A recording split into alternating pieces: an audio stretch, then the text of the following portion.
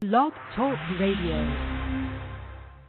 You are listening to Nat Turner Library Radio, featuring authors Michael Muhammad and Khalifah Muhammad. Nat Turner Library Radio.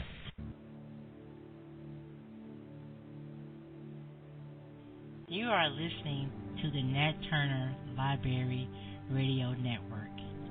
If you are offended by black people discussing our suffering, black people discussing our struggle, and black people talking about solutions to our problems, then this show is not for you.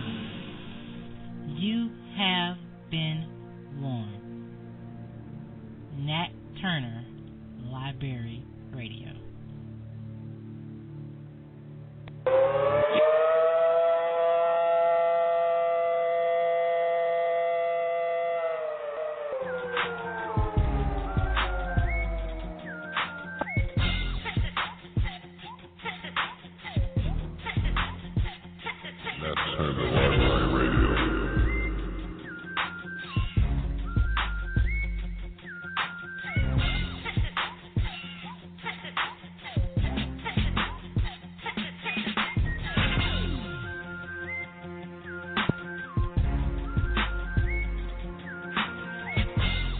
Brothers and sisters, welcome to the latest episode of the Nat Turner Library Radio Show. I am your host, Brother Michael Muhammad, executive producer of the Nat Turner Library Radio Show. Tonight's show is Interview with the Founder, Elder Halif Khalifah, a man who we've spoken about for many years, a man who is the originator and founder of the Nat Turner Library itself, and also the Nat Turner Library Radio Show founder, will be with us tonight to talk about his legendary work in the black community.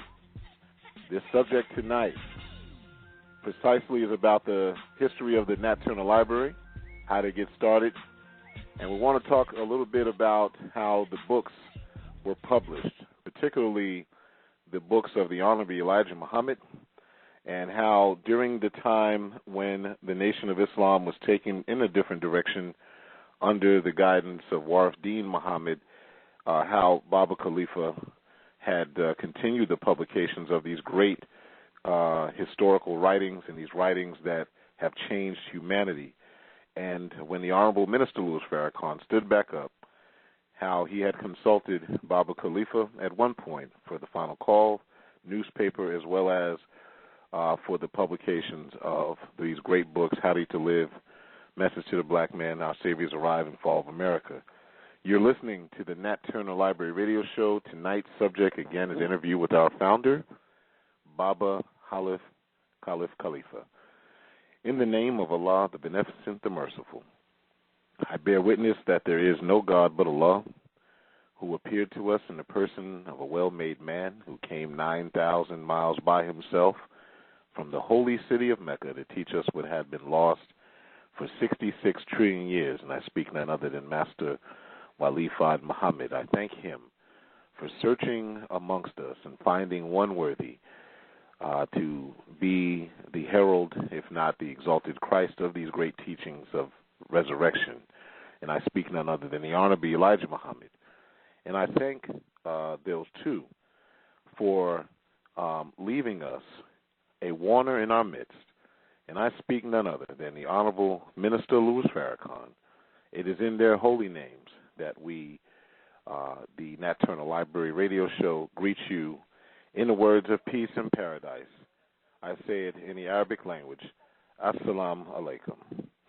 And for those who are not familiar with that language, that just means, may peace be unto you. To my Hebrew family who may be listening in, we say Shalom Alaikum, Islam, and Assalamu Alaikum to the Moore Science Temple, Grand Sheikh Haru, here in Atlanta, and to the family of the Moore Science Temple, wherever you may be. Habarigani, just simply is Pan-African Swahili for what is the news, traditional greeting. Hotep, to my Kemetic Science family who may be listening in, wherever you may be. We want to say Rahu Bats, that's the Anunnaki language of peace in the Nawapian Anunnaki language, to the Sabian brothers and sisters here in Atlanta, Brother Almungeb, and nationally, Sister Ma'at Rae, K. Hatum Rae. Black Power Fist to Chairman Hashim Akhenaten Nzinga and Sister Yaz Sentawa and the New Black Panther Party. And peace to the gods and earths of the 5% Nation of Islam. And to the Nat Turner Gun Club, the Huey P. Newton Gun Club, we want to say black power to you. And to my Rastafarian brothers and sisters, we don't often get to recognize you with just a slip of the mind, but no slip of heart. One love, Jah Rastafari, to my Rastafarian brothers and sisters. And to my good Christian family, we just want to say praise the Lord. And for everyone else who's listening in, good evening and welcome to the second to the last show for the episode of this season, for Season 4 of the Nat Turner Library Radio Show. And again, tonight's subject is, simply put, interview with our founder, Baba Halif Khalifah, founder of the Nat Turner Library and United Brothers and United Sisters Books and Things, and the publications of these great writings of the Nation of Islam when they first were being published during the rise under the Honorable Minister Louis Farrakhan. Baba Khalifa was one of those who had assisted in that rebirth of these books that we now so lovingly cherish, and the world is now seeing the divine teaching of the Honorable Elijah Muhammad coming forth. Brothers and sisters, you can follow us at the Nat Turner Library Radio Show by simply going to Facebook, and all you have to do is type in the search box Nat Turner Library Radio Show. You'll see our faces there. You just like the page, and then you get the notifications. Follow us. The news articles that our news consultant, Sister Tangela Muhammad, shows us, those are also posted ahead of time for your review. So you know we're not just making up the news, okay? We also have the archive podcasts that are available on the Nat Turner Library Radio Show Facebook page. You can also, brothers and sisters, follow us on YouTube by typing in, of course, youtube.com, or if you have the YouTube app on one of many devices, all you have to do is type in Nat Turner Library Radio Show, and then you, of course, subscribe to the page, okay? And when you go there, we have a lot of updates that are coming through and a lot of good things that we put in our archives. You can also go to Twitter, type in NTLR-radio, and that's, you can follow us there on Twitter. Also on Instagram, Nat_Turner_Library_radio. Okay?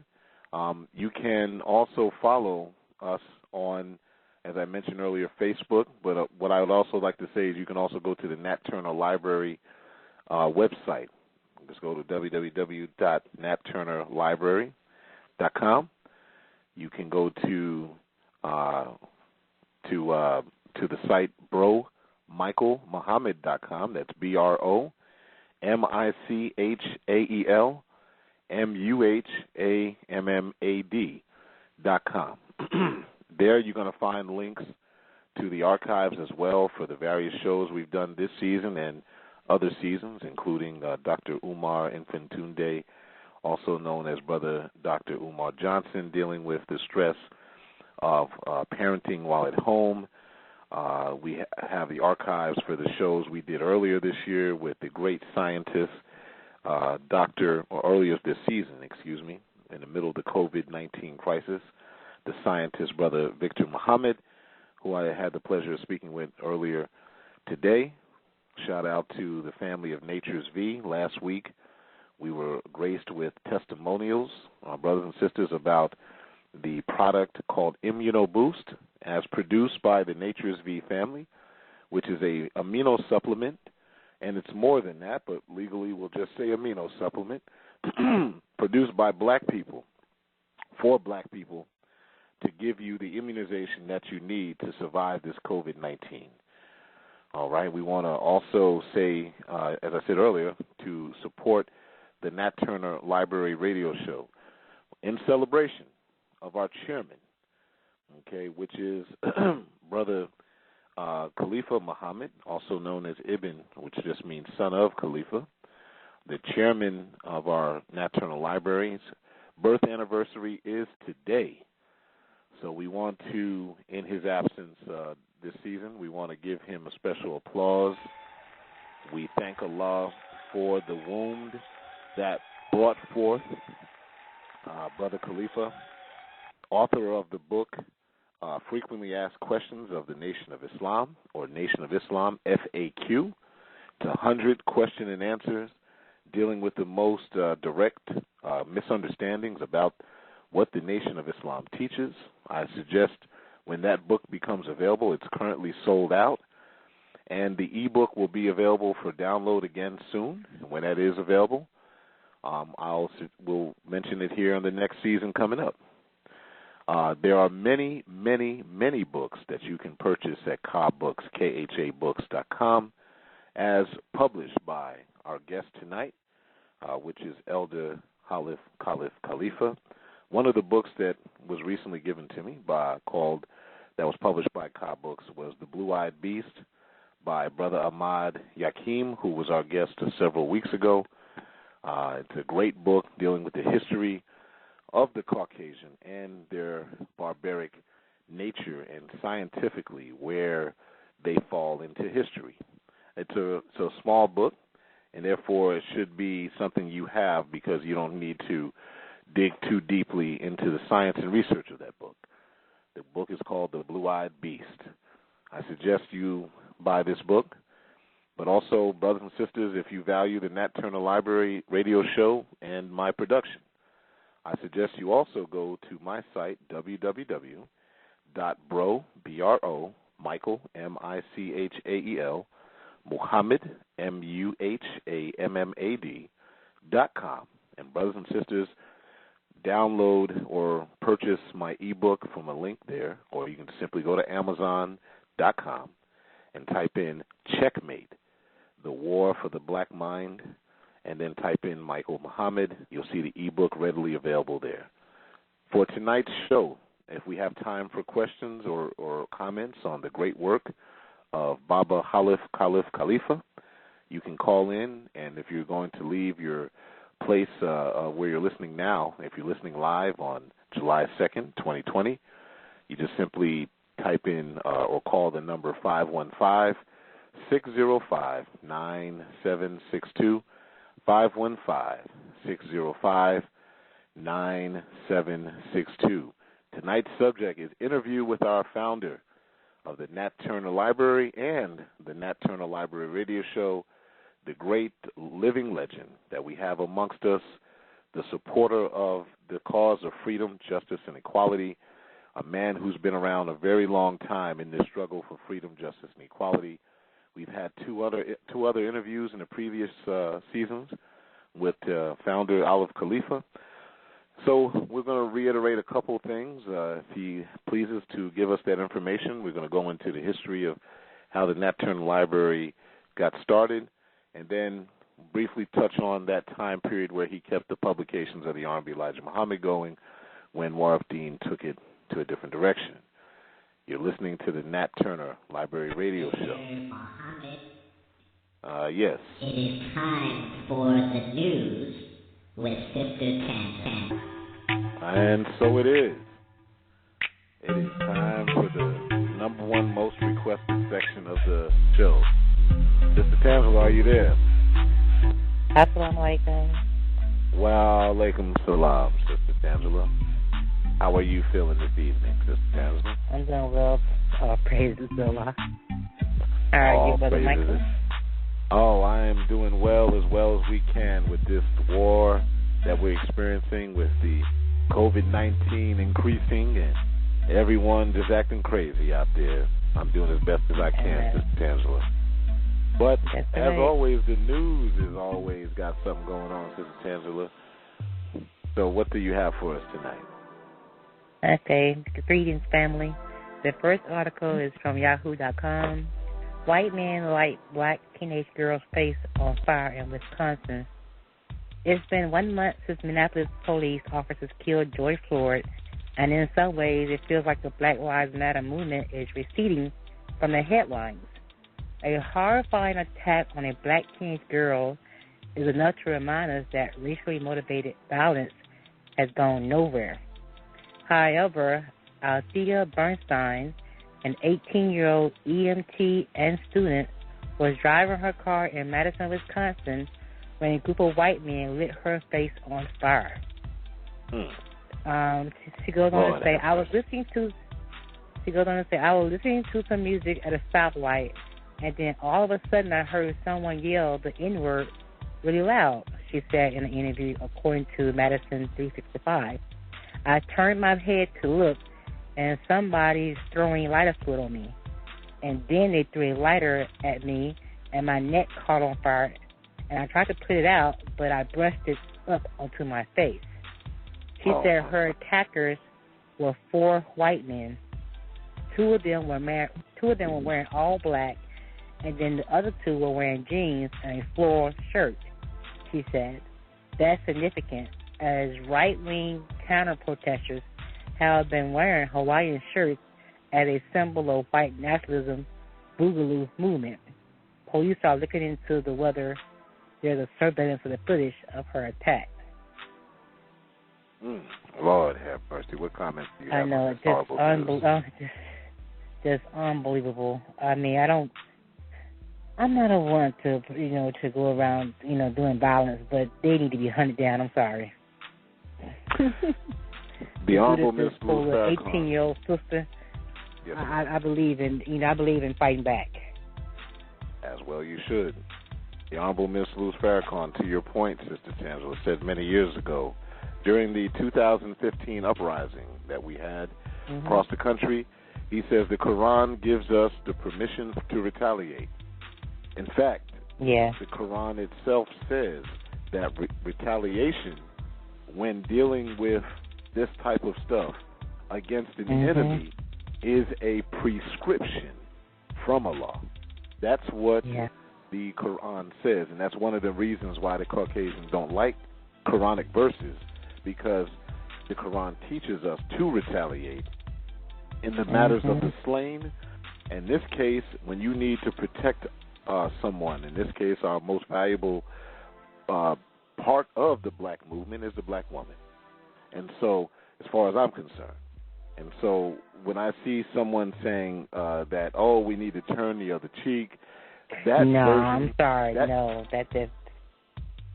Well, to your point, that version of turn the other cheek, and I challenge any scriptural student, Jesus was not referencing that type of enemy who's trying to kill you.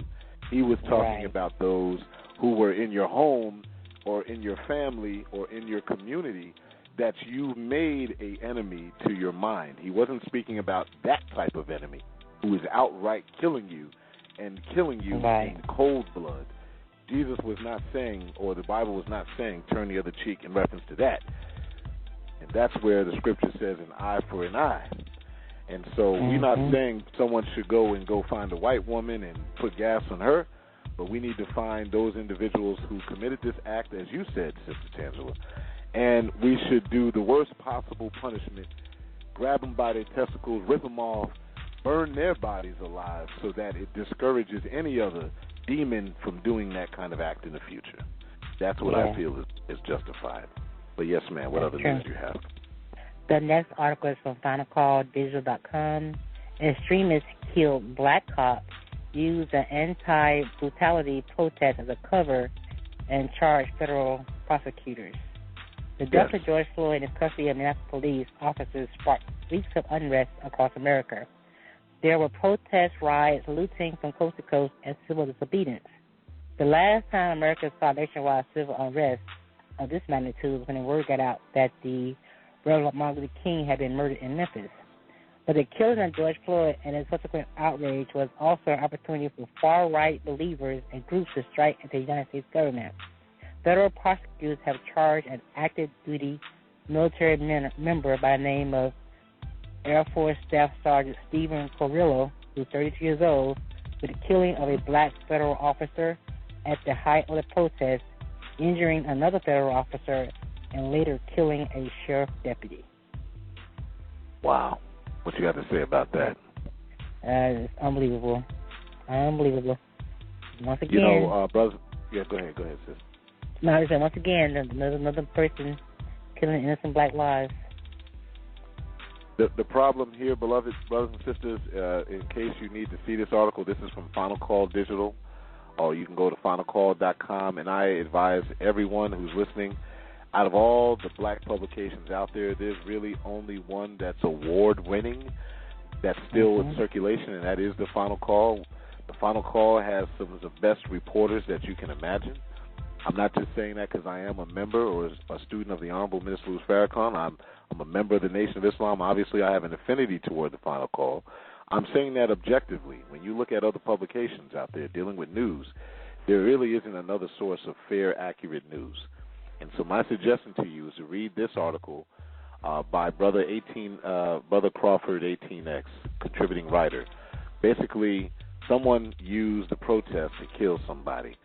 And so this is what you do when, and he, whether you know it or not, a lot of people don't know, this guy was in the Air Force. This was an Air Force person. He was active in the Air Force. Active in the Air Force. So a lot of these shootings and killings. Active Air Force Staff Sergeant. Yeah, he's an active Air Force Staff Sergeant.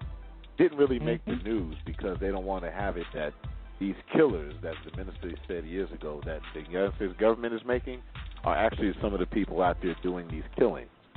In fact, in the black neighborhoods, the military-grade weapons that are out there came from the United States military. And no, Ray and Keisha and them did not break into the United States military armory and steal it. No, exactly. Right. So we have a war that has many fronts, and they're just using that as theirs. So thank you for that article, Sister Angela. Okay, the next article is from Vice.com. Actors dressed as Black Panthers in Atlanta protests say they're sorry. A group of armed men and one woman wearing body armor and carrying what looked like AR-15s appeared at Black Lives Matter protests in Georgia.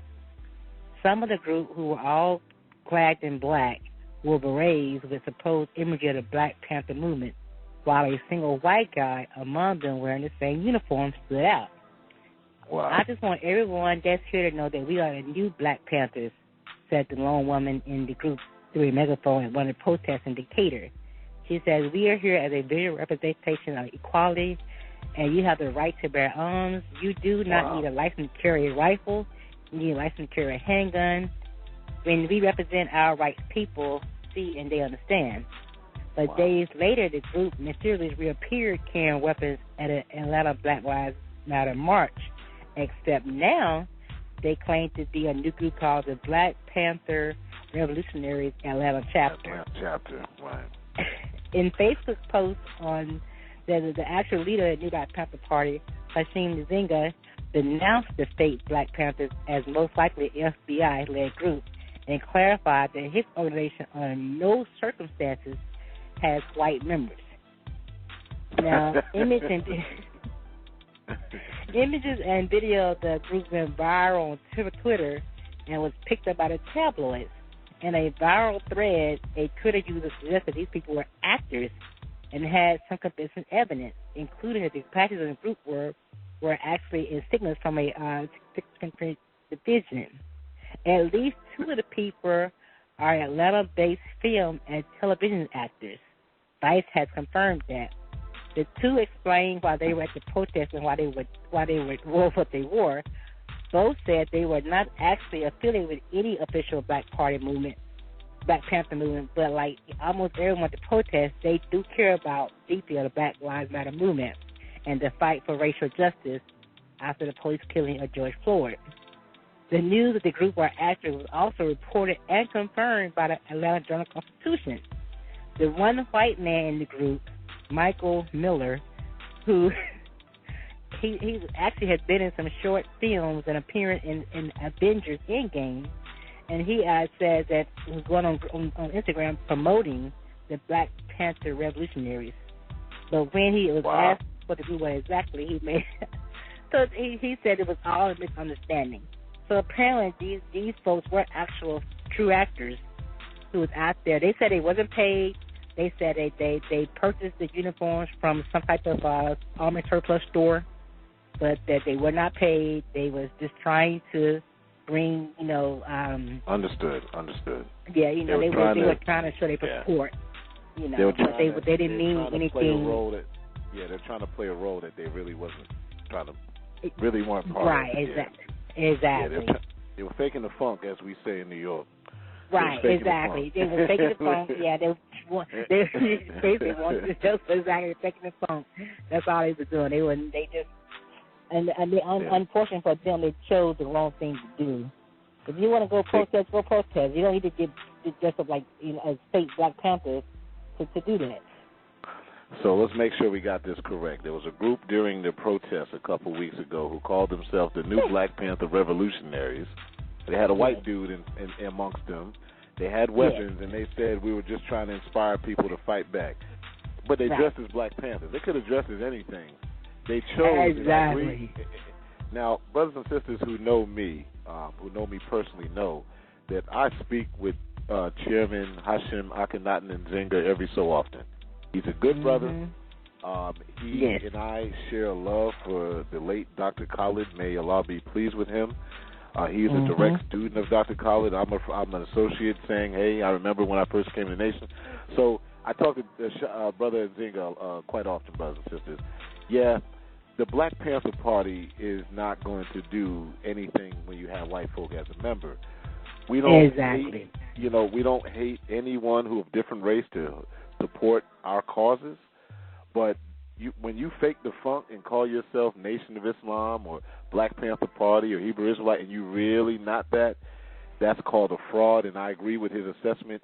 More likely, that might have been an FBI tactic or CIA tactic. More likely it was. That's exactly what they were. To try to bring of all the groups to choose, why would you choose the Black Panther Party? Why would you choose that? Of all the groups to choose. You know what I'm saying? Well, we got groups out there who call themselves even the Nation of Islam, and they got nothing to do with the Honorable Minister Louis Farrakhan. Right. And so, I've met them, and they might be students of somebody, but, here's what happens, Sister Tangela. Groups who are faking the funk, and they do a crime or they do something bad, when the news gets a hold to it, they say that group did it, and then that's all the people need to hear, And so we got to be careful, brothers and sisters, with who we associate with. Go straight to the cause, straight to the source. Shout out to Brother Hashim Akhenaten Nzinga and the New Black Panther Party, Sister Yah Sentawa, and all the rest of those who are out there trying to fight the good fight for freedom, justice, and equality. Yes, ma'am. Thank you for that article, Sister Tangela. Okay, the next article is from SmithsonianMagazine.com. What will happen to Stone Mountain, America's largest Confederate memorial? Baltimore uprooted General Lee on the cover of Night. New Orleans removed its 4 Confederate statues to mixed reactions, some voicing relief, others disapproval.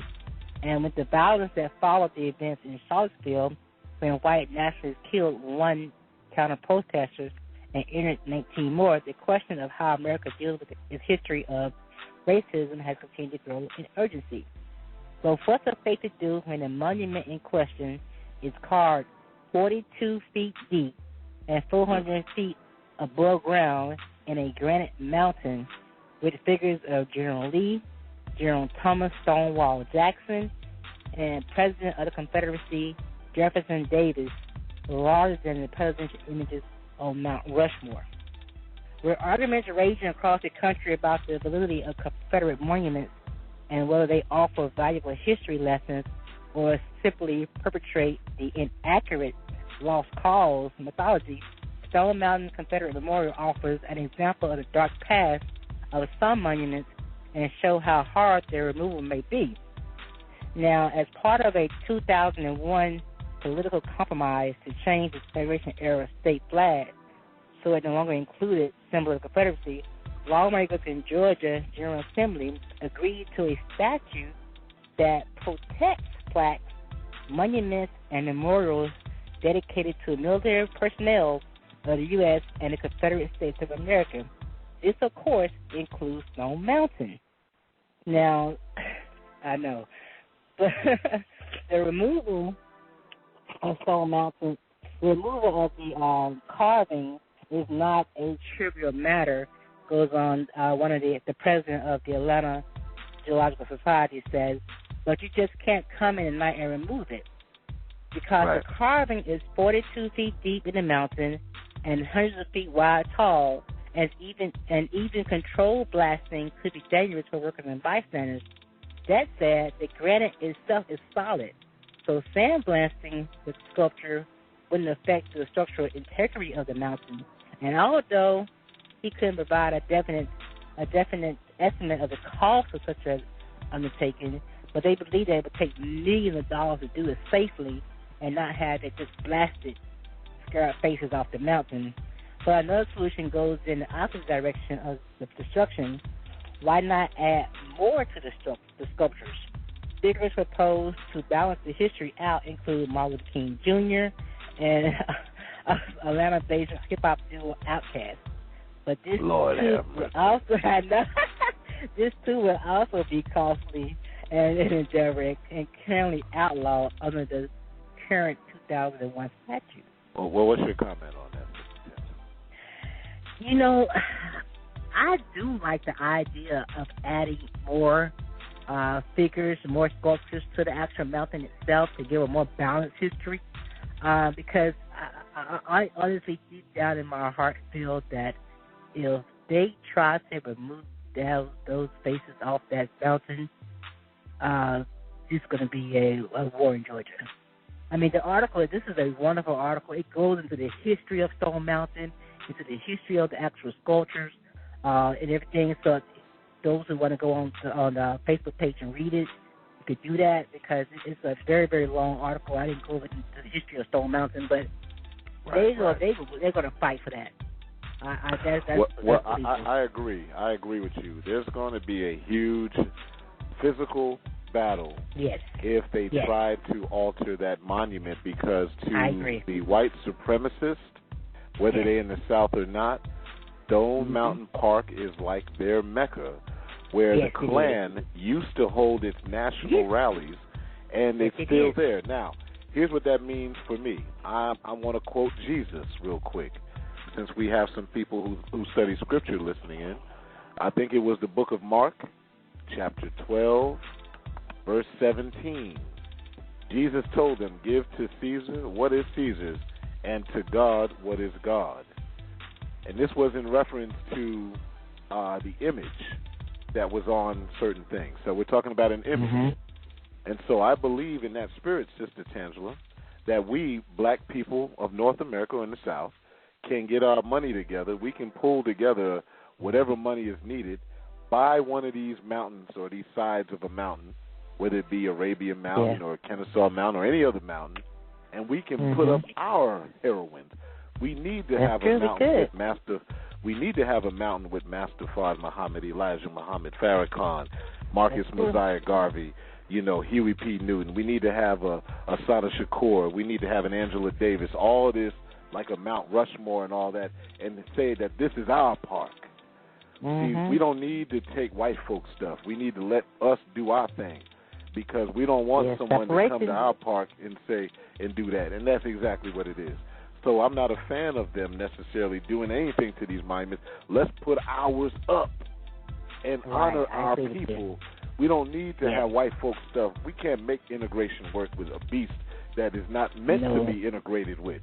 So I think we should take that time and put our own mountain up and our own heroes there and our own people in our own land where we can do it ourselves. That's what I believe. Exactly. Yes, man. What else you got for us? The next article is from the Indy100.com. Furious Trump tells African Americans to understand their history, or you will go back to it again. Lord. This is the speaking to Fox and Friends anchor Brian Timmy. Trump was asked for his thoughts on the anti-racism protesters that have been attempting to remove statues around the United States of Confederate generals and other individuals such as Christopher Columbus, Theodore Roosevelt, which promotes the history of slavery or white people being perceived as a superior race. On the subject, Trump claimed that the people tearing down the statues, which he referred to as beautiful pieces of art, didn't know why they were attempting to remove the monuments, adding that he was aware of groups who wanted to remove statues of former presidents, such as George Washington, Thomas Jefferson, and James Madison, despite all owning slaves. He also said that people were trying to remove monuments honoring Abraham Lincoln, who is the president who abolished slavery. Now, Clemie goes on to ask Trump, since you have done a lot for the African American community, what is your message to them when their ancestors were enslaved because of these leaders who are commemorated on these monuments? Trump goes on to say, he says, my message is that we have a great country. We have the greatest country on earth. We have a heritage, we have a history, and we should learn from that history. And if you don't understand your history, you will go back to it again. You will go right back to it. You have to learn. Think of it. If you take away the whole era and you're going to go back to it sometimes, people who won't know about it, then you're going to forget about it. It's okay. Now, what I do like, I like the idea of building new statues of people to great people, people that have done something, and I think that's okay. But if you don't want to take away our heritage and history and the beauty, in many cases, the beauty, the artistic beauty, some of the sculptures or some of the work is some of the great. You can go to France, you can go anywhere in the world, and you would never see more magnificent work, and that's a factor. It's not the biggest factor, but it's a factor. Mr. President. Yeah. Well, what you got to say about Trump's response to that? Trump is Trump.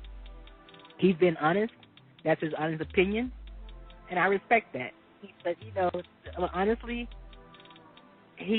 when he talks, he really puts his foot in his mouth every single time. But once again, he's being his honest self. So this is truly how he feels. So, and he's not alone in how he feels. There are many white people who feel the exact same way. You're starting to... Go ahead. No, I was going to say, I love the fact that Trump continues to say these kind of things. It makes my job easy. Well, it makes my job easy because my job as a student of the Honorable Minister Louis Farrakhan is to teach the lost found nation of Islam freedom, justice, and equality, and to let them know the Honorable Elijah Muhammad brought us here, or was brought here, and was taught by Master Fard Muhammad to free us. And so he makes it easy for us to free our people because he's the crackerest cracker that you can find. And excuse my words. He got pure cracker, and he's a pure cracker. He's all the way straight from the skin, his red skin, all yellowish skin, all the way to the bone. Orange. His orange burnt skin down to his hair, to the soul. Yes. He's cracker through and through cracker. He ain't part-way cracker. He all the way cracker. All the way. All the way cracker. So either you want that or you don't. And if you don't want it, let's go on and get free. What else? We got one more before we get to the next segment? The last article is from JoshuaTruth.com. All right. Farrakhan speaks, July 4th message to the world. A global pandemic, wars and rumors of wars, injustice and equality, George Floyd and Oluwatoyin Salos. The world needs the voice of God. Luckily, he's speaking on July the 4th, 2020. July the 4th is a significant day both for white America and for black America, but for different reasons. In white American history, July the 4th, 1776 was the day the Second Continental Congress issued Declaration of Independence in the midst of the American Revolution War. Though the colonies decided to officially split from Great Britain on July the 4th, America didn't actually win her independence until 1781 and did not start fighting until 1783. But like America declared her independence on July the 4th, 1776, a man traveled 9,000 miles from Mecca and wound up in Detroit, Michigan on July the 4th, 1930 to declare independence for the once slave black man and woman of America. Come on. That man was Master Fard Muhammad, Allah, God in the person of a man, the Mahdi of the Muslims and the Messiah of the Christians. He made himself known on July the 4th, 1930, and he began teaching black people in America about themselves. And with those words, he established the Nation of Islam. July the 4th, 2020 marks 90 years from that moment, 90 years that the Nation of Islam has existed in the wilderness of North America. It also marks the day when the voice of God, the Jesus in our midst, the Honorable Minister Louis Farrakhan, will give a message to the world called the Criterion. America is currently on a rocket ship to hell. I urge any and all who are reading this article to mark their calendars and tune into this message at the NOI.org. Brothers and sisters, if you're listening to this message, whether it be today, Thursday, July 2nd, or Friday, July the 3rd, I urge you to hear this very critical, crucial message. All I can say is what the Honorable Minister Louis Farrakhan said during this past Ramadan. He said, once he speaks again, this is the time he's speaking of, he may not, should not have to speak to us ever again. So there's a strong possibility, brothers and sisters, that this 4th of July message, the 90th year celebration of the advent of the Nation of Islam, as Sister Tangela was reading that article from our Sister Anissa. Shout out to Sister Anissa Muhammad, who wrote this article on her site, joshuastruth.com. Shout out to that media platform. Basically, brothers and sisters, the word criterion, and the Honorable Ms. Louis Farrakhan selects words very carefully. Criterion means, according to the Merriam-Webster, a standard on which a judgment or decision may be based. In other words, America is being judged, and he's making the decree, I bear witness that this man is the voice of Allah in our midst, and the judgment of America will be written and spoken of, on the 4th of July, 11 a.m. Eastern Standard Time. Go to www.noi.org. This is the final time to hear what the criterion or the standard by which judgment will be placed on America. If you live in America, if you live on this planet, the Honorable Ms. Louis Farrakhan said he wants to speak to you. And that is something that I advise everyone to hear on this Saturday at 11 a.m. Don't have no plans to do nothing else, because this is someplace what you want to hear. So thank you, Sister Tangela, for that. Did you have any comments on this Saturday? I'm looking forward to Saturday morning at 11 a.m. Yes. Whenever there's madness going on, we need to hear sanity. So, Sister Tangela, I want to leave you as I greeted you. In the words of peace and paradise, we say it, Assalamu alaikum. Wa alaikum salam. That was the news segment, brothers and sisters. We took a little time over. We wanted to give our elder Halif, Khalifah, time to get ramped up. I see you in the building, Baba Khalifah. We thank you. We thank him for setting up this platform. We thank you, Baba Khalifa, for all you've done over these years. We thank you for the seed that brought forth the chairman of the Nat Turner Library, Brother Khalifa. And we're going to give a special birthday shout-out when we come back on the other side of this break. Brothers and sisters, you're listening to the Nat Turner Library Radio Show. Coming after this break, interview with our founder. Hear for yourself how Elder Baba Khalifa started this thing to begin with, and then talk about his association in helping the Honorable Minister Louis Farrakhan in the advent of our Nation of Islam. Coming up, Nat Turner Library Radio Show.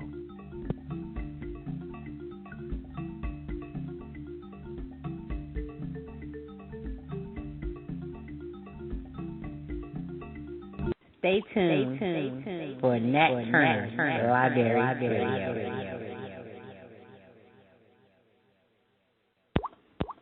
Stay tuned for Nat Turner Library Radio.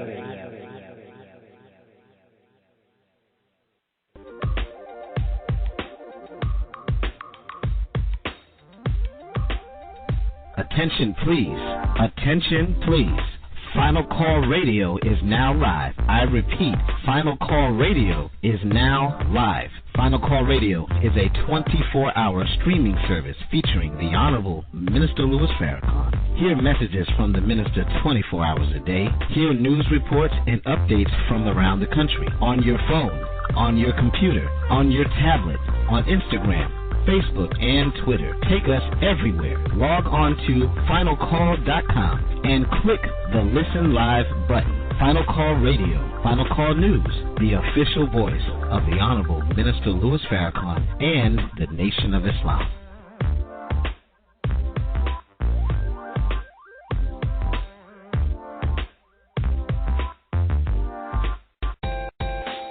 This is your sister, Angel Muhammad, offering to the public a quality cotton protective washable face mask. It comes in various colors and sizes to fit your style. For more information, please contact me at 937-624-9764 or visit my Instagram page at I Am Learning at Home. This is your sister, Angel Muhammad, offering to the public a quality cotton protective washable face mask. It comes in various colors and sizes to fit your style. For more information, please contact me at 937-624-9764 or visit my Instagram page at I Am Learning at Home.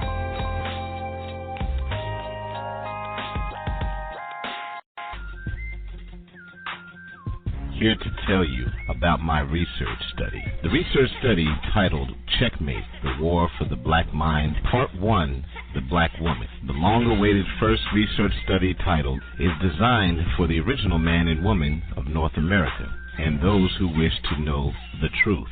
Go to bromichaelmuhammad.com, BROMichaelMuhammad.com. That's bromichaelmuhammad.com. This title contains the hidden history from the antiquity of human beings to modern times and the behind-the-scenes demise of black consciousness. Did you know that the black woman has a direct connection to the river systems in America? Did you know that the fable of black skin being a curse is not in the Bible, but indeed a creation of the Babylonian Talmud? Also, in this book, you'll find the hidden history behind the women's liberation movement and black human rights as a form of black disunity. All of this and much, much more. Go to bromichaelmuhammad.com and purchase the book, Checkmate, The War for the Black Mind. This award-winning book is available now from Amazon on an e-reader, and you can purchase the hard copy at bromichaelmuhammad.com. You can also call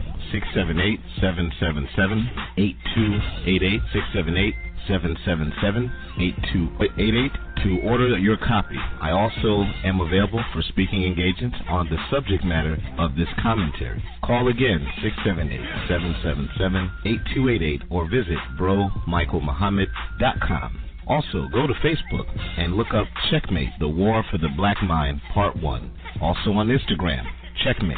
Learn how to keep your black mind your own. Peace. Nat Turner Library Radio.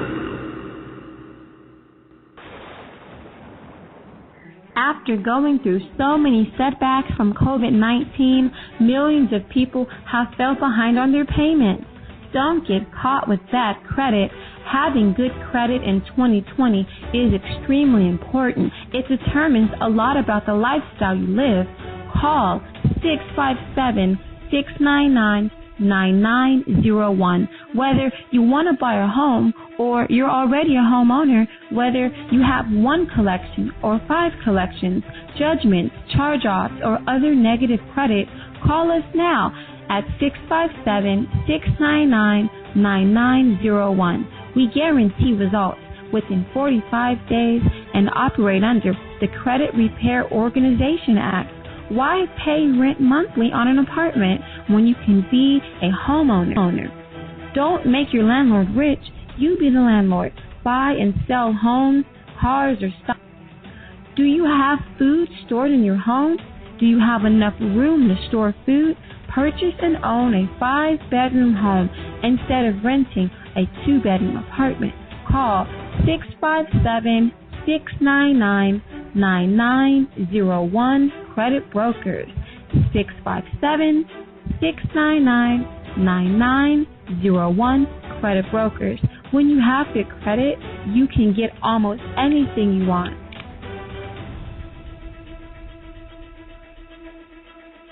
Nat Turner Library Radio. Nat Turner Library Radio. Nat Turner Library Radio.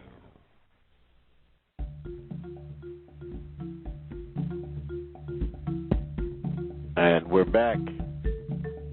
July 2nd, 2020. Brothers and sisters, you're listening to the Nat Turner Library Radio Show. If you have to leave from your tablet or your computer and you're listening to this live on July 2nd, 2020, you can call in to from your cell phone or your wherever you're going to be at 515-605-9762.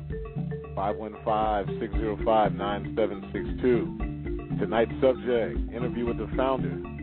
You heard me speak about Baba Halif, Khalifah many times. He's been the focus point of the Nat Turner Library for decades. He's the founder of it. And I've been blessed and asked by Baba Khalifah to be the executive producer of this show, and I have done so. And I thank Allah for his time with us tonight.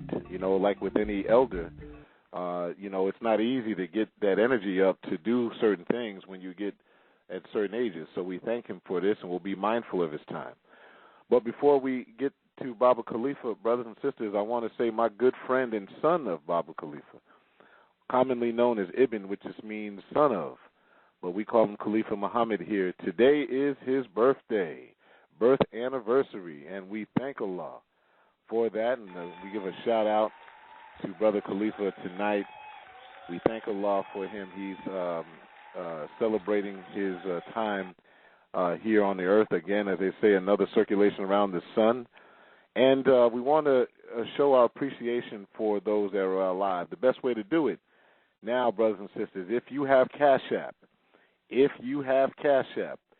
send anywhere from $5 to $10, whatever you so choose, or more, in a birthday celebration to the chairman of the Nat Turner Library, author of the book, Frequently Asked Questions, Nation of Islam FAQ. What does it matter? You get a little $5 here and there. You can do so at $, Khalifah, KHALIF, AH 157. That's $, LIFAH 157. And that is for Khalifa. And so, praise be to Allah. We thank Allah for his birthday. And it's only fitting that the man who brought forth Khalifa from his loins, so to say, the man who is the founder who also brought forth the Nat Turner Library, a man who brought forth the United Brothers and United Sisters books and things, a man who brought forth dozens and if not hundreds of books that he has published, a man who is the reason we're having this show tonight. I speak none other than the founder of the Nat Turner Library, elder, or commonly known as Baba, which means wise elder, founder of the Nat Turner Library, Baba Halif, Khalifa. Welcome to the Nat Turner Library Radio Show. Yeah, thank you, Brother Michael. Good evening to the listening audience. And I must say, one of the best decisions I've made to date,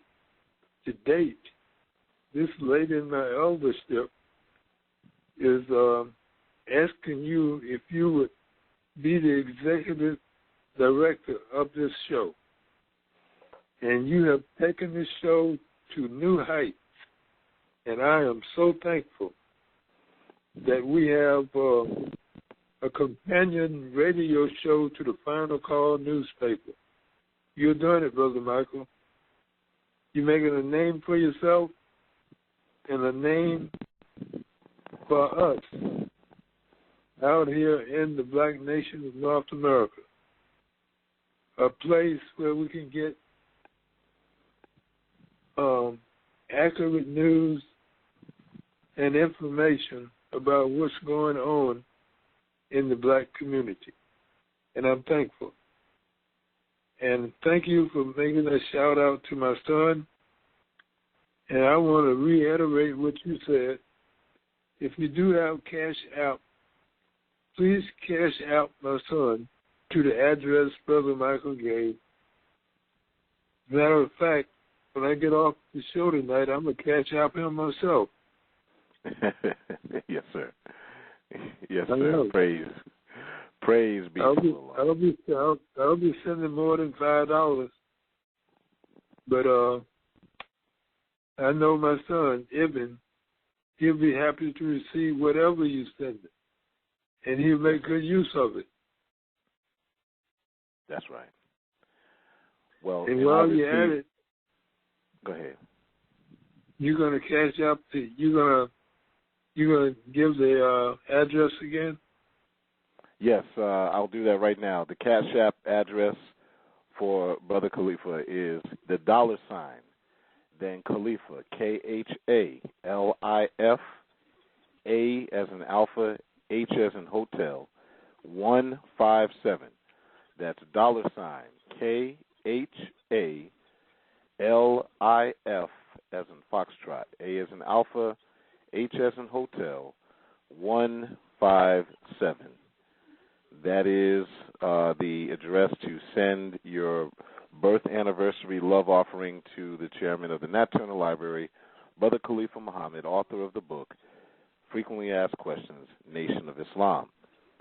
And thank you for that, Baba Khalifa. Yes, sir. Continue. Okay. Thank you. So it is a pleasure to be able to come on your airwaves. I noticed all the great guests you've had over the past year. And going back, I think this is about the third year, right? Fourth year, actually, Baba. Yes, sir. Fourth year. Oh, yeah, you took control of this show about 4 years ago, and you are running with it. And that lady that's giving the news, she has a knife for picking the news items. Some of them are very, very disturbing, but it's information that we need to hear. That's right. That's right. And then your commentary on it is right on time. Praise be to Allah. Yes, sir. So thank you. You know what the Holy Quran says about retaliation. Of course, self-defense is a natural part of it is a natural part of the divine order of the creation. Self-defense is in order. Yes, sir. Indeed. Retaliation is designed to be a deterrent to the brutal people who take it on themselves to still be practiced in oppression this late in the history of our planet. And it just seems that they have, of course, they outwore their welcome as guests on the planet a long time ago. Just a matter of what we're going to do to help to move them away. They have been bad guests. Yes, sir. Yeah. Indeed. Yes. So thank you, Brother Mike. It was a pleasure to be here. Yes, sir. Well, Baba Khalifa, I know you very well. You've been on our show every season. I always like to do a show with you to make sure people know you. And those who know you know what you've done in this struggle. But every season I have new guests or new audience that doesn't necessarily know all that you've done for us. And I wanted to give the show's title would be, if I had to do it again, would be Flowers While You Live. The Honorable Ms. Luz Farrakhan tells us to give respect and honor to those that we love while they're alive, and give them the flowers or the recognition so that they can hear it or smell the flowers while they're alive. And so many of those who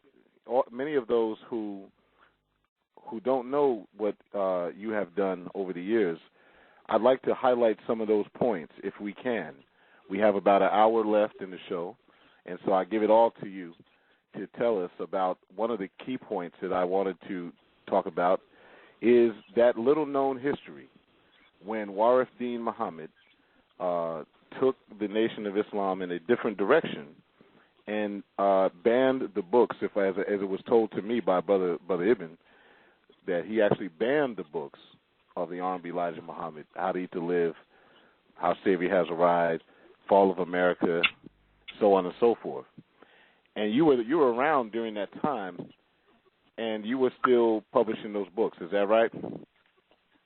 Well, at that time, I was distributing the books, but after he banned the books, I could no longer find them to buy wholesale to service my customers. So I talked to my friend, Brother Mahmoud Ramza, the jeweler for the Nation of Islam, who was one of my strong allies in the nation, and I told him what my problem was, that I could no longer find the books. And he told me, well, why don't you print them yourself? So I didn't know if I could or not. But he told me that he would find out what I would have to do in order to reprint them. And he came back and told me that there was nothing that would stop me from reprinting them. Well, but of course, so I made him a partner, and it was Ramza and I who started republishing first Message to the Black Man, and then after that we printed The Fall of America, Our Savior Has Arrived, and then How to Eat to Live, Book 1 and 2, and Supreme Wisdom. So, you know, that generated the energy necessary to usher in a black books movement. At the time, there was the street vendors.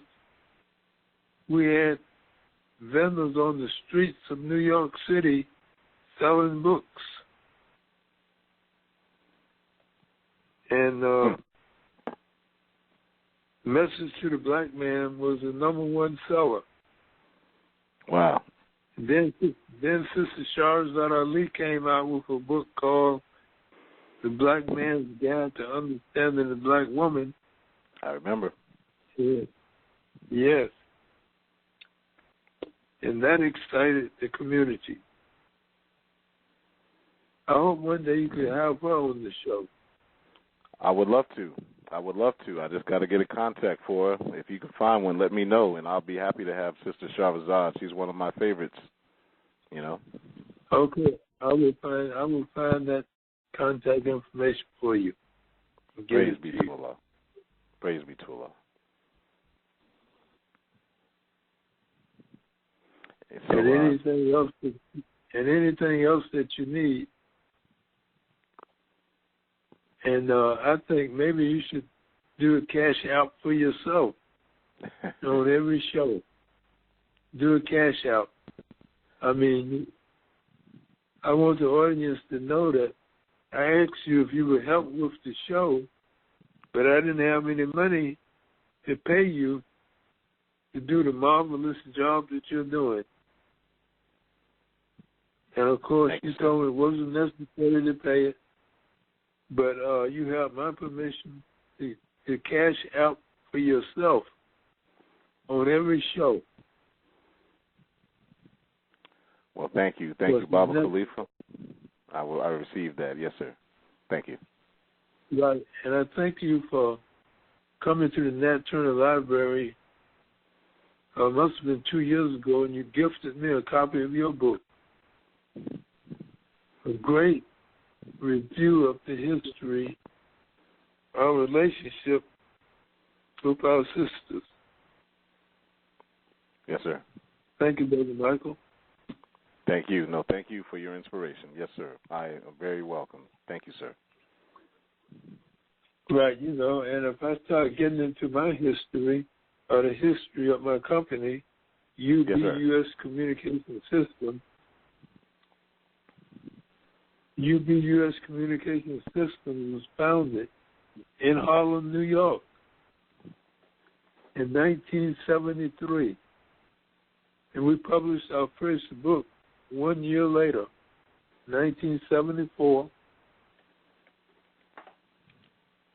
And since that time, we have been privileged to have published, or republished, I should say, at least 500 titles. Wow. And it's easy to keep up with the amounts because we have ISBN numbers on each book. Good. Yes, so the numbers, the math is correct. Good. That's good. And my son had the responsibility of getting the ISBN numbers back near to the beginning, and he bought 1,000 ISBN numbers. As a matter of fact, anyone who's interested in publishing a book with us or who would like to purchase the ISBN number from us for your book, if you publish it independent of us, we'll be happy to sell you an ISBN number. But of course, we'll be more happy to publish your book. I have your book reprinted. Yes. The ISBN number is part of the package we would give you in a contract to do your book, to publish your book.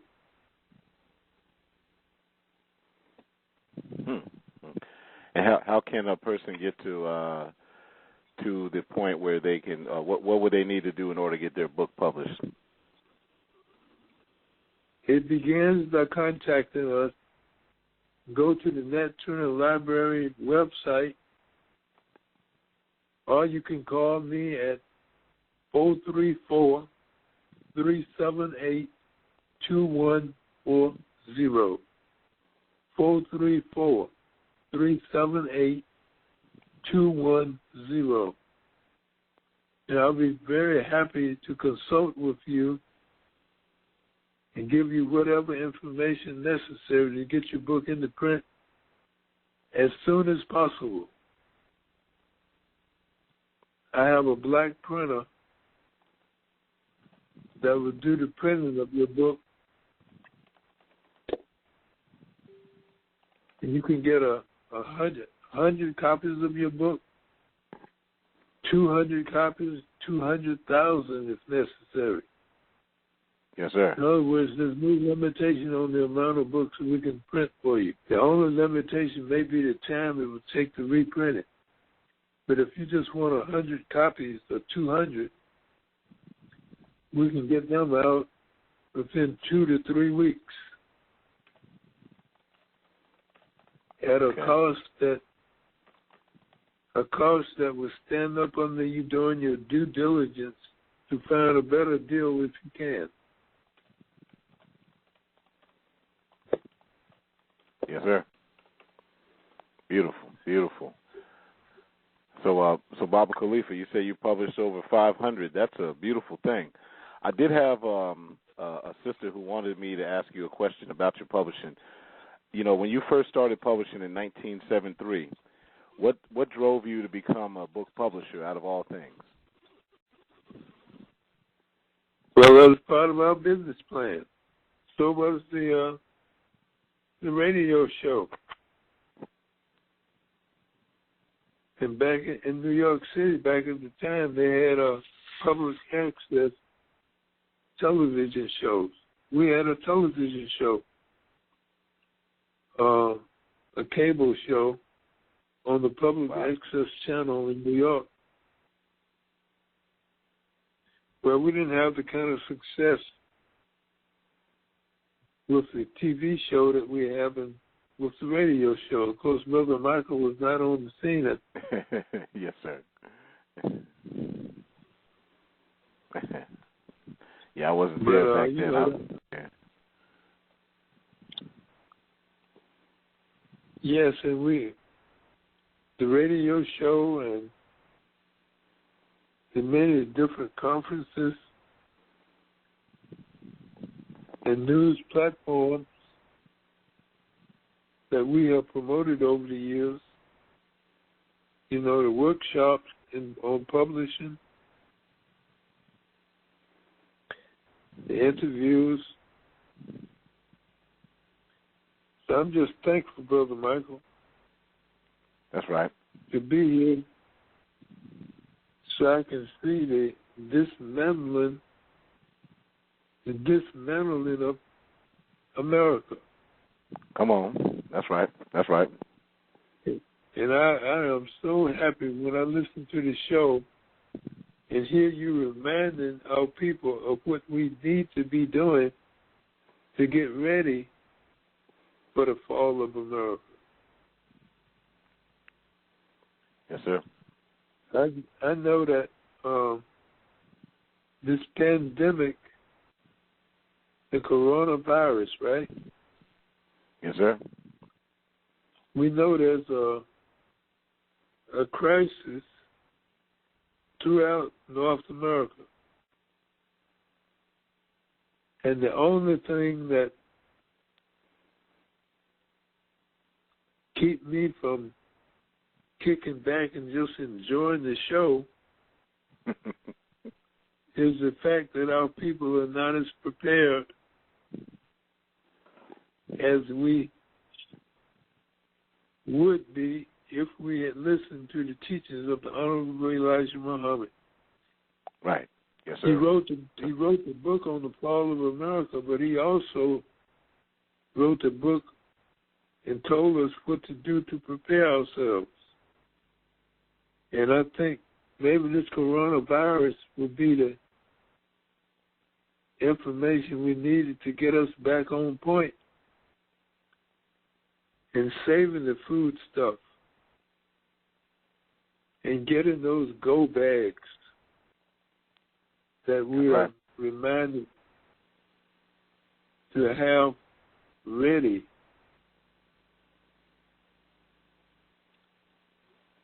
Yeah. Yes, sir. You are so right. So Baba Khalifa, that brings me to another question to you about the history that you've seen since the 70s. You came out of the 60s, of course, with the riots. You had the Rodney King riots. Brother Ibn had wrote a little pamphlet on that years ago. You've seen the distress going on in 2015 and now. I always had a question for a wise elder like yourself. How would you see all of this rioting and the distress that America is going through right now in comparison to the last, let's say, 40 or 50 years that you've noticed? How does this compare? Well, it's just a continuation. It's just revved up. Back in 1969 and 1970, that was a crisis. Police brutality. They were murdering black people on a regular basis. And the Black Panther Party, the Black Liberation Army, they went into a retaliation kind of a program because we know it's not going to stop until we stop it. Yes, sir. A lot of stuff. That's right. Retaliation. And then they got so busy defending themselves that they stopped killing so many. Yes, sir. But we have had crises. It has been a crisis for us since we first encountered these people. That's right. That was on the continent. And that hell trip across the Atlantic that have brought us to North America.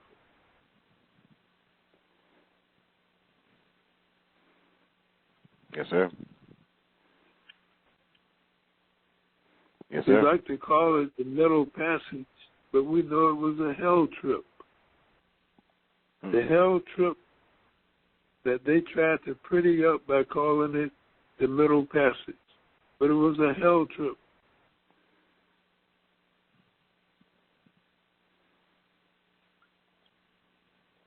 And the Nat Turner Library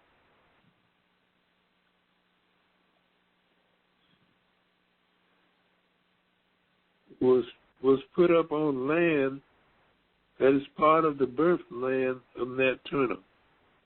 When we were of a mind to move from the city into the countryside, we found this land that was available. And then, of course, the Honorable Elijah Muhammad told us that we must have some land. So we followed that instruction. So we bought some land. Yes, sir. And on that land, we founded the Nat Turner Library. And it was in the library that we've had the programs where we bring people in to speak about their books, tell about their own personal history, and give us the history of what it took for them to get into print.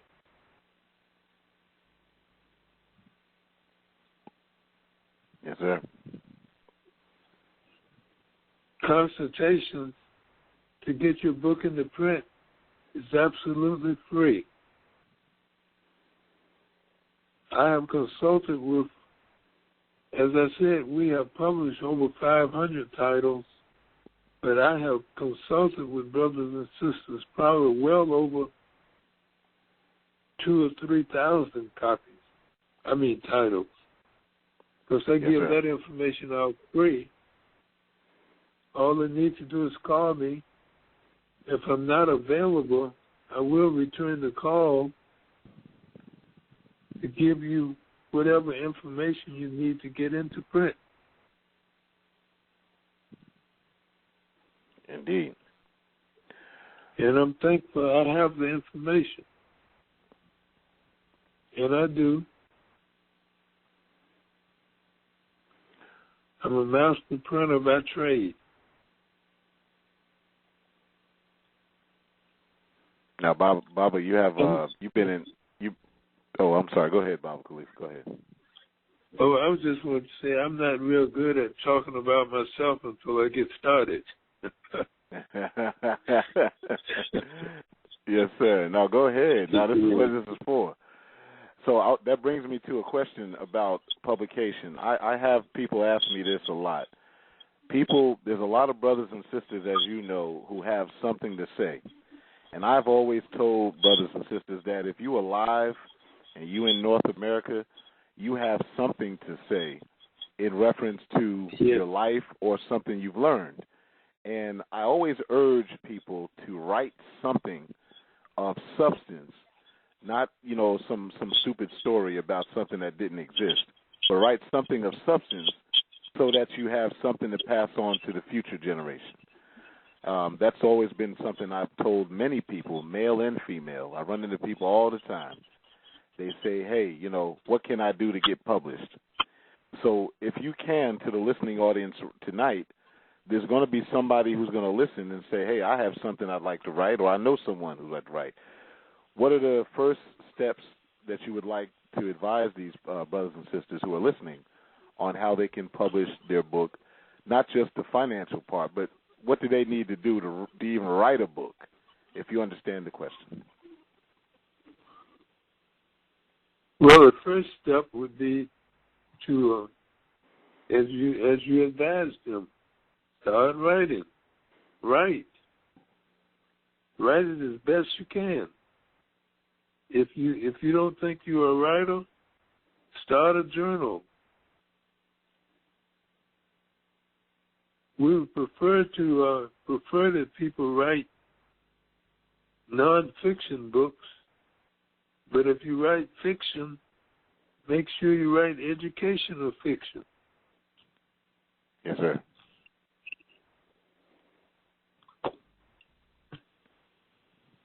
It's not a big secret on how to get the book into print. What we pride ourselves in doing is removing the mystery that the Caucasian put up around the publishing process. And when we remove the mysteries that he put up around it, we also reduce the cost for publications to get it into print. So what we do,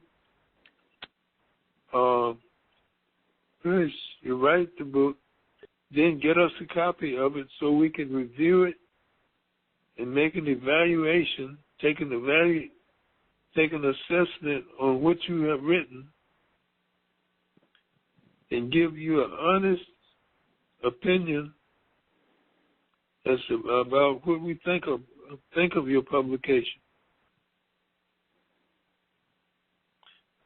It's the same process that you would use if you were sending it to a traditional publisher. The only thing is, ours would be, we will publish your book.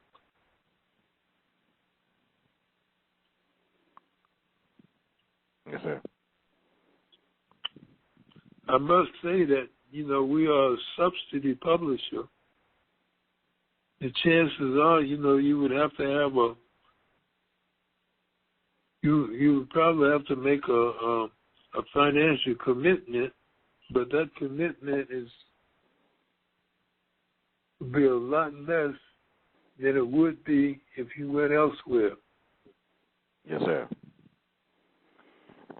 As a matter of fact, we would then ask you if you would like for us to make a proposal to you to get your book into print.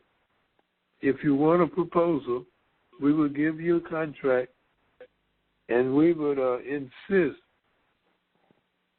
that you do due diligence and shop that contract around, see if you can find someone who can do a better deal for you.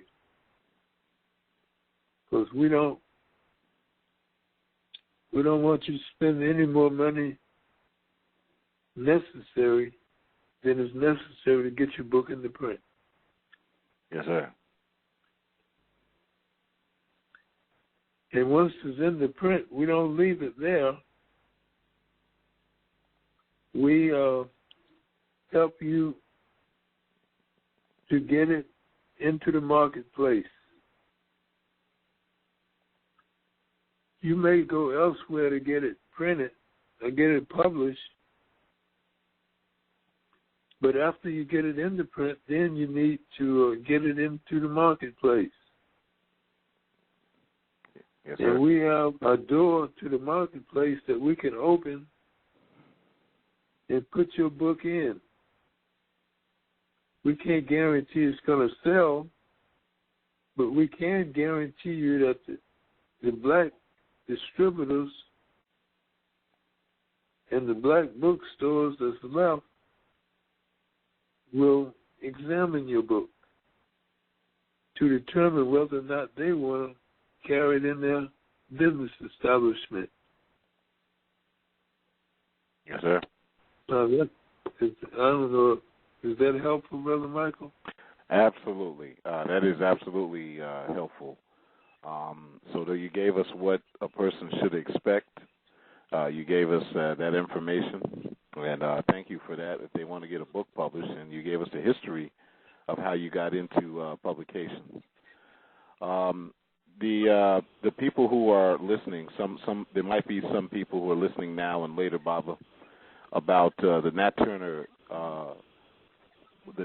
history and why'd you choose Nat Turner Library instead of, let's say, the Khalifah Library. Would you like to talk briefly as to why you had started the name of the library as the Nat Turner Library? Well, Nat Turner, the story about Nat Turner is the reason why I went into publishing to begin with. All right. Back during the 1960s, there was a Caucasian named William Styron who wrote a book and tried to demonize Nat Turner. I had heard of Nat Turner, so when he published the book, I didn't read it, but I did read some reviews about the book. And I knew it was a book that I did not want to read. Yes, sir. You know, he tried to demonize Nat Turner. He said Nat Turner was crazy. But one day in Harlem, one Saturday afternoon, I had my son and my wife. We used to make these excursions down in the Harlem on Saturdays. We lived in the Bronx. And I saw a little book in the bookstore called the African Nationalist Memorial Bookstore by Louis Michaud. And this book was called William Styron's Nat Turner, 10 Black Writers Respond. It was edited by Professor John Henry Clark. And when I saw what he did with the book, then I knew what I wanted to do with my skills as a master printer. Go into the publishing business and reprint historical documents like the Confessions of Nat Turner. In that book was the complete Confessions of Nat Turner. Well, I take that back. It was not the complete Confessions, because the confession was taken by a Caucasian named John Gray. Yes, sir. And it's obvious when you read the Confessions of Nat Turner, what he called the Confessions of Nat Turner, that he left a lot out. So he edited it. I'm sure he didn't put everything in the book that Nat Turner told him. But the book is so profound, the pamphlet is a pamphlet, just a 32-page pamphlet. Some words in that book are absolute words that was spoken by Nat Turner. That comes through loud and clear. Yes, sir.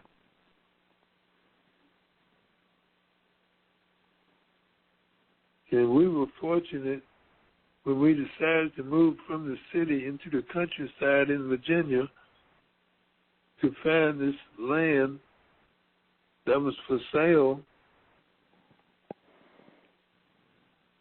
And the land just happened to be some of the birthland of Nat Turner. And that birthland was part of the plantation of the so-called owner of Nat Turner, the slave owner. Yes, sir. So, of course, I knew the history, but then all of a sudden I had an opportunity to retrace that history by taking a ride down the streets and on the highways and to the places that Nat Turner visited back in 1831. And that was part of the legend of Nat Turner at that time, was that on the anniversary of the revolt of Nat Turner in 1831, August the 21st, 1831, there were some brothers and sisters that they called Nat Turner fanatics. They would retrace the steps of Nat Turner. They would retrace the steps and try to make that trip that Nat Turner led his Black Liberation Army on, going as fast as they could to get to the destination that the Army had in 1831. So I don't know if I was the first one to call it the Nat Turner Trail, or was my beloved ancestor wife, Sister Rita Farad Khalifah. But yes, sir. One of the things that I had made a commitment to do was make my maximum contribution to the total uplift of African people. And I was going to do that and try to get to a position where I could be a full-time worker in the liberation struggle of African people. Before I joined the liberation struggle, I could not find anyone who was working full-time in the struggle, outside, of course, the Nation of Islam, Minister Farrakhan and Minister Malcolm X. They were full-time workers. So was Dr. Imari Obadeli. They were full-time workers. But the people I met in the street, they were not full-time workers. They had to have jobs in the system. So I knew that we needed some full-time workers. So my first task was to make a commit, find something that I had no doubt would make a contribution to the liberation struggle of African people. The second thing was to find a way to make the work that I would do in the struggle, make it pay for itself. So when we founded the Nat Turner Trail Tour, we decided that it would have some appeal to people who would enjoy going on that tour, taking that tour as much as we enjoyed hearing the brothers who told us about the tour, who showed us who took us to the still standing structures that was on that tour at the time.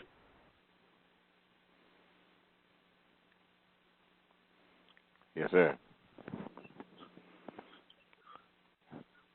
So, Baba Khalifa, I got a question for you about there's three more key liberated struggles that had happened. Well, there's several dozen that I can think of, but we're talking about on the shores of America. You had Denmark Vesey, Gabriel Prosser. We have the Wilmington 10, I believe it is, We have our sister. We have our sister Harriet Tubman, which she had a movie about. The reason I'm mentioning those 3 or 4 specifically is you had mentioned just a moment ago that Nat Turner had some confessions that were partially transcribed. Are there any books that we can that you can make reference to that you know of about the Gabriel Prosser planned rebellion and the Denmark Vesey's planned rebellion? Is there any books where they did any interrogations or anything of him before they killed him? No, I don't think anyone has done Gabriel Prosser's book. I do have the trial transcript for Denmark Vesey, but I have not had it printed yet. Okay. So this is a book where they did the trial transcript. So I got my hands on a copy of that, and I read it from time to time. Read about Denmark Vesey. Yes, sir. And many of us think that Nat Turner probably heard about the revolt of the Denmark Vesey, or the conspiracy of Denmark Vesey. Denmark Vesey's work was done in 1822, and less than 10 years later, Nat Turner's book followed suit. Yes, sir. There's just so many great black historic figures that we must recount their stories or find a way to get their information into print. Well, yes, the Wilmington 10, we did publish a book that was written by Larry Thomas about the Wilmington 10. This is a brother who was born in New York, but his family was from Wilmington, North Carolina. They moved back to North Carolina when he was still in school. And when he got out of school, he wrote the true story about the Wilmington 10. So that book is available. Yes, sir. This is all available, if I may tell the audience, Baba, at Kha Books, KHABooks.com. Some of the books that are at Kha Books, there's some e-books there to download. You wrote several books that are on here as well, Baba Khalifa. One of my favorites that I have here is the book, how do I title this? The Selected Writings in the Mind of Khalifa. I have yours, books that you published, some articles from back in the 70s and 80s. And there's another about the acquisition of power. Yes, sir.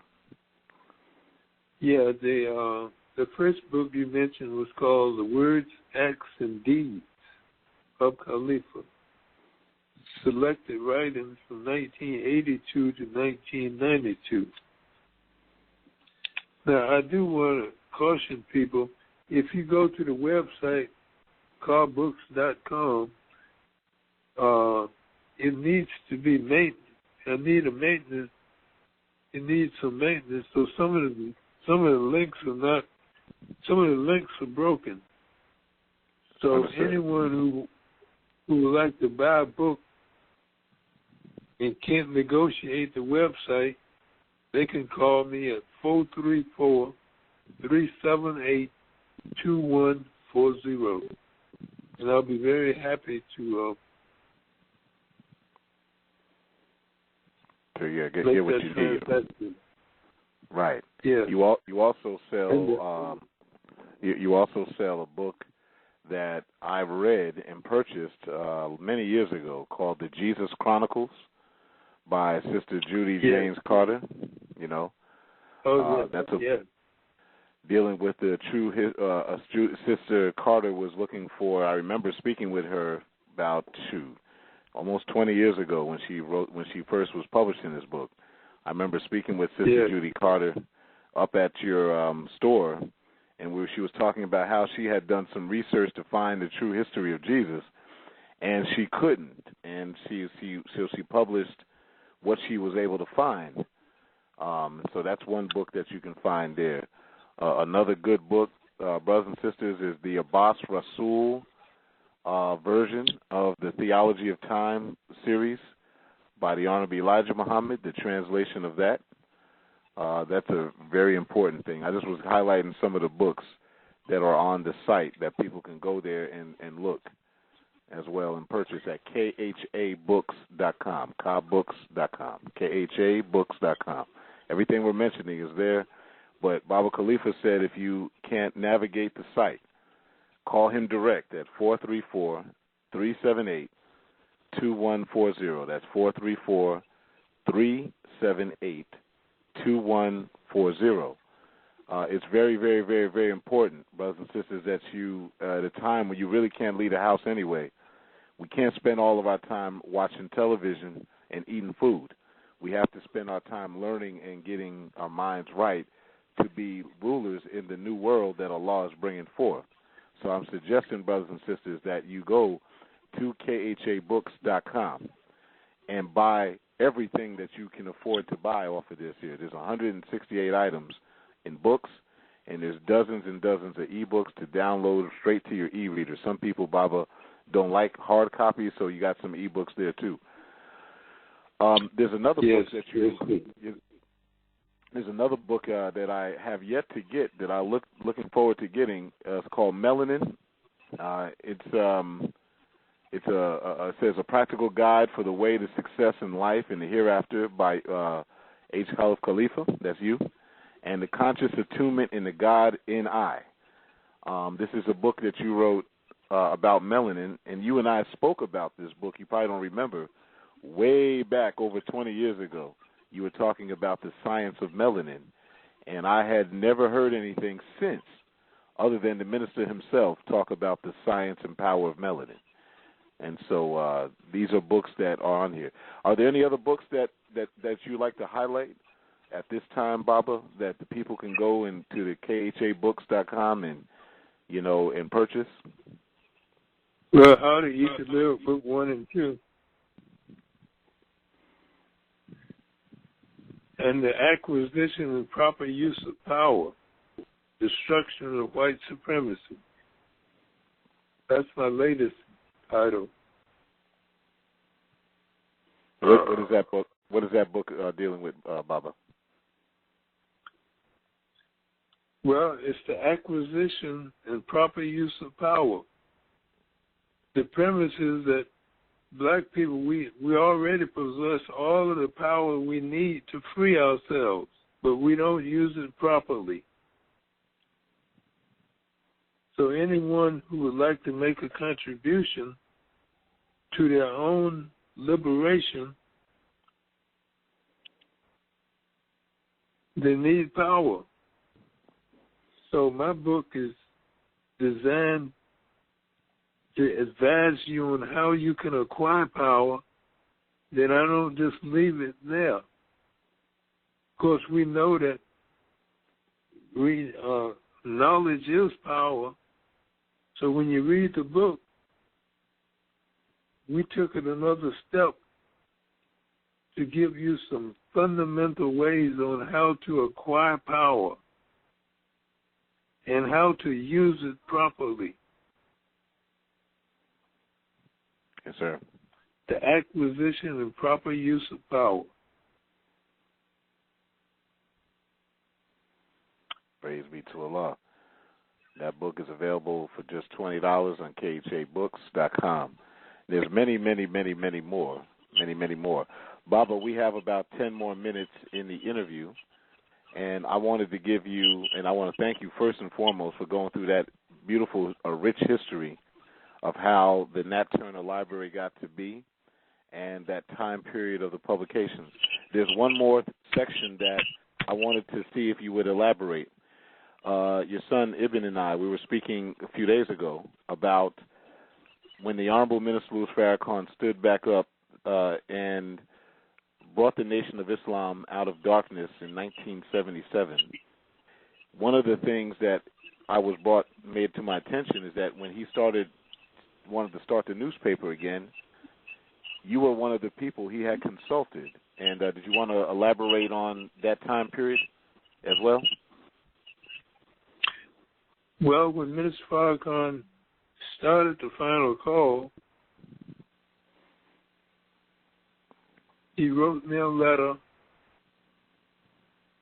and asked me if I would help him with it, namely the distribution of it. But I was in transition at the time, moving from New York to Virginia, and some of the retail outlets that was available to me in New York, I no longer had them, so I had to beg for more time. If anybody knows Minister Farrakhan, if you're not able to move fast enough, he'll go another way. Yes, sir. Before yes, sir. When I settled in Virginia and was able to take on that task, of course it was too late, because I had started my own newspaper, the National Newport News and Commentator, and had began to distribute it. But so then, as the final call became the bestseller that it was back during the Million Man March, I started purchasing 500 a week to put into my mail order. There were a lot of people across the country who was having difficulty finding a copy. Yes, sir. So I started selling them mail order and putting them into our bookstore, of course. And the Million Man March. Do you talk much about the Million Man March? Well, personally, yes. On the show, we really hadn't had the chance to mention everything except for a few times. But let's talk about it. Yes. There came a time when I joined in COBRA, the National Coalition of Blacks for Reparations in America, and became one of the founders. Well, I was not one of the founders, but I was there right after it was founded. And I started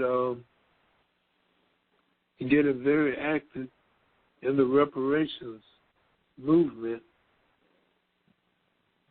And so when I started the chapter for the Million Man March, I started it in the name of NCOBRA. NCOBRA, the Million Man March. Because I was on the National Organizing Committee. At least I was invited to come to Washington when they had the National Organizing Committee meetings. And I must say, I didn't really appreciate what I saw. I mean, it's hard to critique something that was as successful as the Million Man March. Yes, sir. But when I got back to my home base,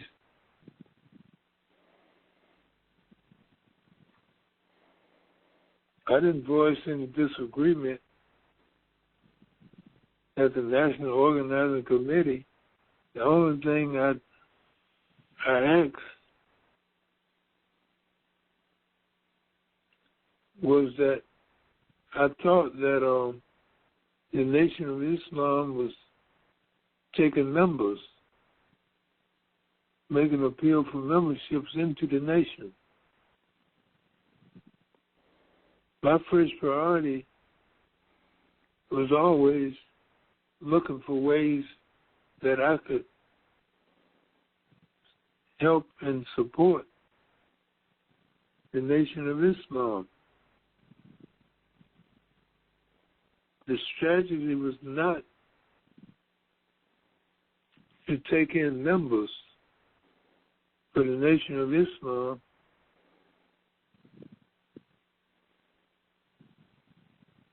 So what I did when I got back to my home base,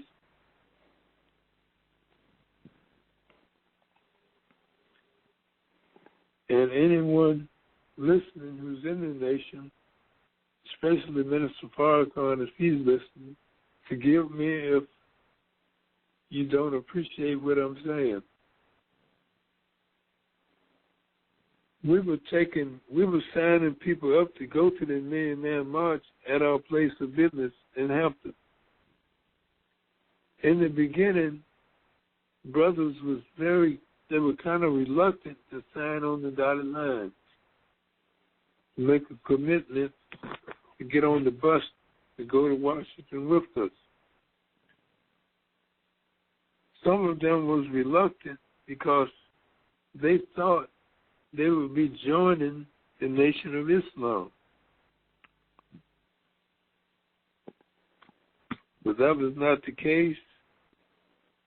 What I did was put the application to join in Cobra on the back of the application. So we started taking in members up in Cobra. And of course, in Cobra got very excited because to go to the Million Man March, to ride on the bus with us, we were requiring that they spend that extra $10 at the time to join in Cobra. I never found out the exact amount of members that were signed up for in Cobra, but I was told it was about 1,000 members. Wow. I always tell people, some of the critiques that people who were the naysayers to the Million Man March, they said nothing came of it. I told them something did come of it if you had something going for you. Yes, sir. If you had a program, if you had a way, if you had a book, if you had anything that was black to sell, you did benefit. Now, if you just went there I know Brother Yahya out of Philadelphia, he was a vendor. He came down loaded to sell his stuff. He sold the flag and the name and African name book. He sold out, got on the train and went back to Philadelphia and got more product, came and sold that out. Wow. Yes, sir. Yes, sir. Well, Baba Khalifah, I remember the Million Man March very clearly. It was a defining moment in my personal life, as many will find out in my new book upcoming next year. I'm in the process of writing the first draft of my new book dealing with the struggle of black men in America. And the Million Man March, I was 20 years old then, or 21, and I remember it clearly. And I do remember that if someone were to say, and I heard something similar, that people were saying, oh, nothing came of it. Well, absolutely something came of it. And I'm going to say this on air. The only time I've ever seen true love, was on the mall of the Washington Mall, October 16th, 1995. I came there, Baba Khalifa. I was not a student of the Honorable Minister Louis Farrakhan then. I came there as a black revolutionary from upstate New York who just wanted to kill white folk, and that was my thought when I came there. I was an undisciplined young man. I told my mother goodbye. I told my girlfriend at the time that I ain't coming back. I came there with some knives, and my intention was to take out as many enemies as I thought was going to attack, because I was for sure thought that at the Million Man March there was going to be a war and black folk was going to be killed. And I said, I'm not going to stay here with the rest of these brothers behind enemy lines while my brothers is being killed on the front line. So that was my spirit and sentiment. So, but I came there as Michael Hudson, and I came out as Michael Muhammad. And so I came and I learned love and affection. So that was me. And I came as a student of the Honorable Mr. Louis Farrakhan. I left, I should say. I found out who he was, and I found out who I was at that very day. So, Baba, I want to give you. I got about all praises due to Allah. I'm sorry to say, I got to close the show before it goes out. I got another 45 seconds I can give you. Is there anything you want to say to the audience to close out before we leave? Well, I would like to say that these are some very perilous times for black people in North America. But we have gotten through some worse times in our history here. So we'll get through this. That's right. So protect yourself. When you go out, wear the mask. Put that mask over your face, even though it makes me feel so ridiculous, but I still wear it. The virus is not going to pass you by because you're black. Come on. So wear the mask and listen to this show. Brother Michael had Dr. Aleem on his show, and I must say that I was not really taking it as seriously as I do now until I heard Dr. Aleem. Yes, sir. Yes, sir. Baba, we got 10 seconds. I got to go. Yes, okay. Well, Baba 378-2140. Give me a call. Yes, sir. Thank you, brothers and sisters. That was the founder of the Nat Turner Library radio show. There's never, ever enough time. I'm going to leave you as I greeted you, Baba Khalifa, in the words of peace and paradise. Assalamu alaikum. Brothers and sisters, next week, or next Sunday, this coming Sunday, last show of the season, we're going to have the director of the Nat Turner of the 10,000 Fearless. I'm going to leave you as I greeted you in the words of peace and paradise. Assalamu alaikum.